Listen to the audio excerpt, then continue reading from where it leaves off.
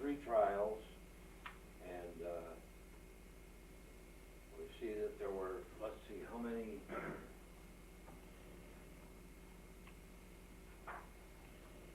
Well, we had William Bacon, a justice from Utica, William Allen of Oswego, Henry Turner of Lowville, Joseph Mullen of Watertown, Leroy Morgan of Syracuse, I. Bullen, and J. Madlin, parts unknown.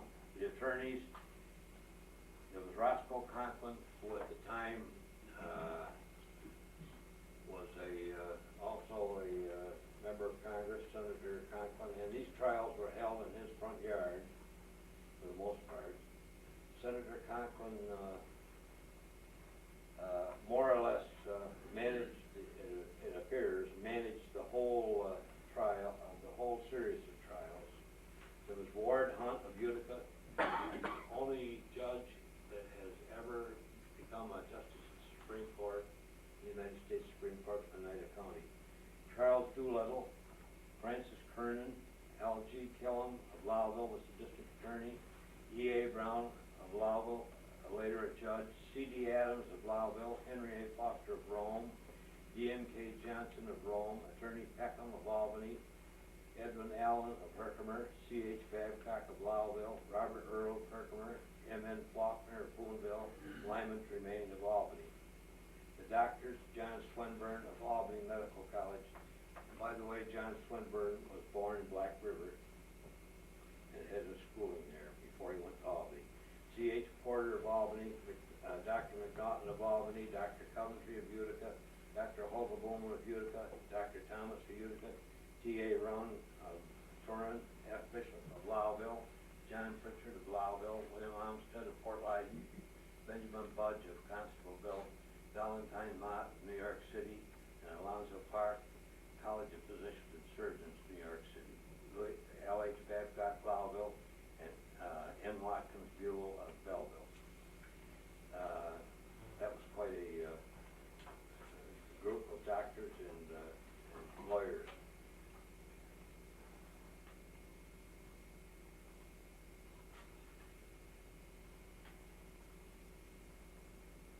Thus, after 2 years of litigation, the people in this Black River Valley turned their efforts and their ideas towards the Civil War, then raging. A few highlights of these years. During the 3 years, the rancor and hostility that permeated the Black River Valley was unbelievable. There was a case of arson where one gentleman's beautiful villa, art treasures of 2 continents, was burned, and there was what one would call a rawhiding at the trial at Rome. One brother took a black snake whip with a lead handle and caught his brother in the corridor of one of the hotels and hit him behind the ear with the whip, and the butt of the whip, knocked him down, and then horsewhipped him there. That cost him eventually $250, which was quite a bit of money in those days. But the man that did it had that kind of money. So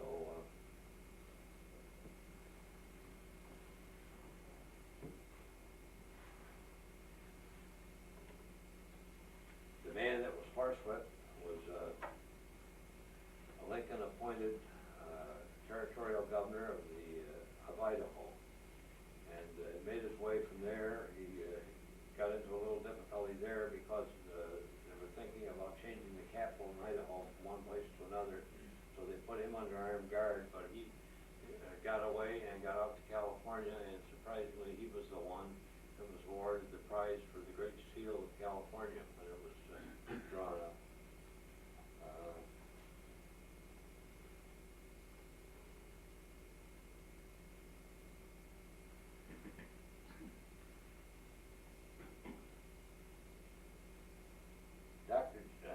Dr. John Swinburne of Albany was never satisfied with the declarations that were brought out, and he spent a couple of years afterwards probing this and writing a bulletin on it, and he had both the national and international men, medical men, who were in agreement with him and had written up their opinions that that there was murder, that it wasn't suicide, and he produced these in a bulletin, and he went on from this situation into the Civil War, and he volunteered under General McClellan, and as an unpaid volunteer, he managed a hospital in the war zone. And when the rebels overran the hospital area, he didn't leave, he stayed there. And the Confederates were so surprised and pleased with his bravery that they gave him a permit pass to go anytime, anywhere that he so desired. He was also established a hospital in Paris during the Prussian-Franco War, and received many medals for that. He also was established as the quarantine officer in the New York City harbor, after which they named an island for him. And he was a man of that believed in the rule of the law.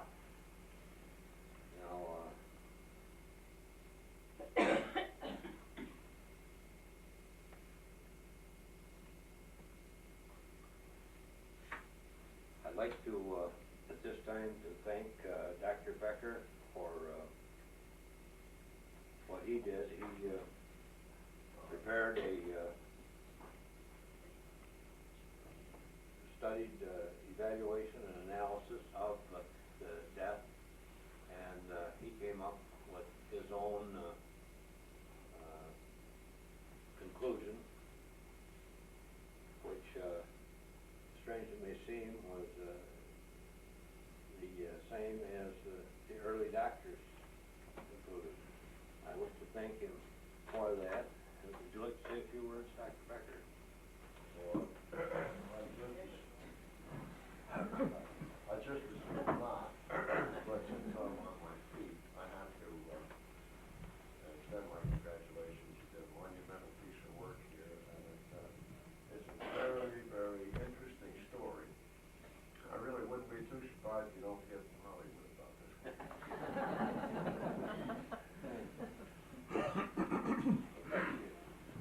Now, do you people like to discuss this? Any questions you'd like to throw out here? Joe, I would like to just ask a kind of an inquiry, because I don't know that anybody could answer to this. In the situation where the lady was disinterred and they did another autopsy on her, and the doctors came to certain conclusions that they gave in a hearing, and I can't understand why the people didn't, or the grand jury didn't believe them. Well, They didn't figure they were competent or what? well, the one that the trial that happened in Rome was based on the balanced probabilities, as they called it, and it was come see, come saw, and they discharged the reputed murderer based on that. Now, some 19 years after all this happened, it occurred, the situation came out again in Tasmania, and I pursued that by letter, and I got reams of information from Tasmania about the situation there. And I know that had I asked the state law library for that, it probably cost me several $100s, and I was surprised when I got the bill, it was for $5. So our dollar still must be good, no matter what the politicians are talking about. Any other situations that people like that right now?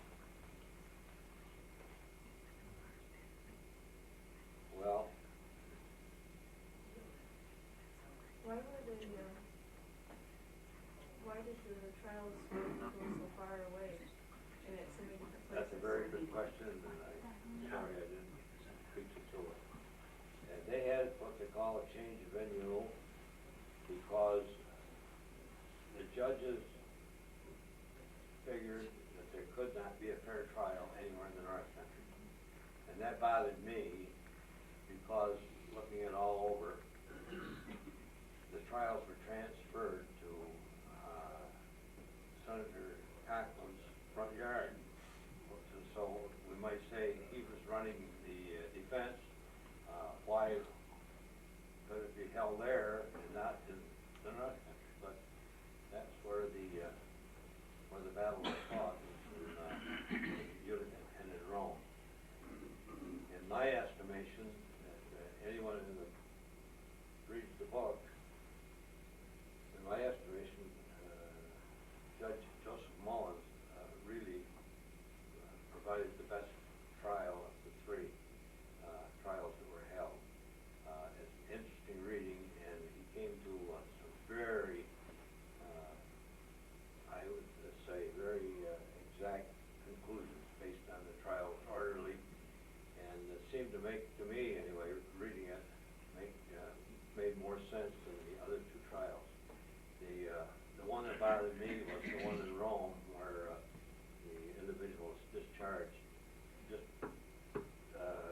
the one doctor was testifying, and he made an error in what he said, and immediately the judge stopped everything and said, "You're hereby discharged."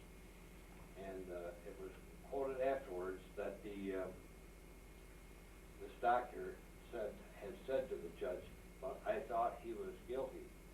And the reported answer was, "So did I." But anyway, based on that error, he discharged him. And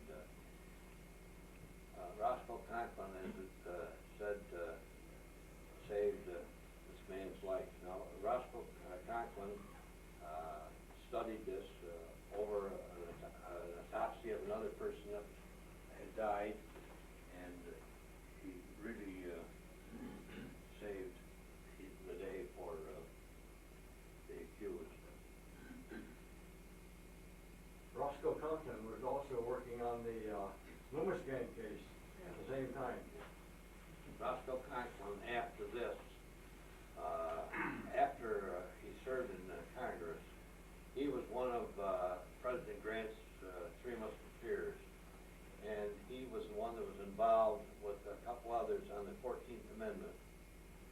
And he used this, it was said that there were over 800 cases involving the 14th Amendment because the 14th Amendment wasn't necessarily just for the black man, it was also for companies, and it was used then as translated into company trials also. And Roscoe Conklin eventually went to New York City and worked for, I have to be careful what I say, called the robber barons at that time, and purportedly had more money as a lawyer there than any law firm in New York City. Then during the Great Blizzard of 1888, he had gone to his office in the morning in New York City, and when the blizzard got too bad, he started walking back 3 miles to his hotel, and he made it.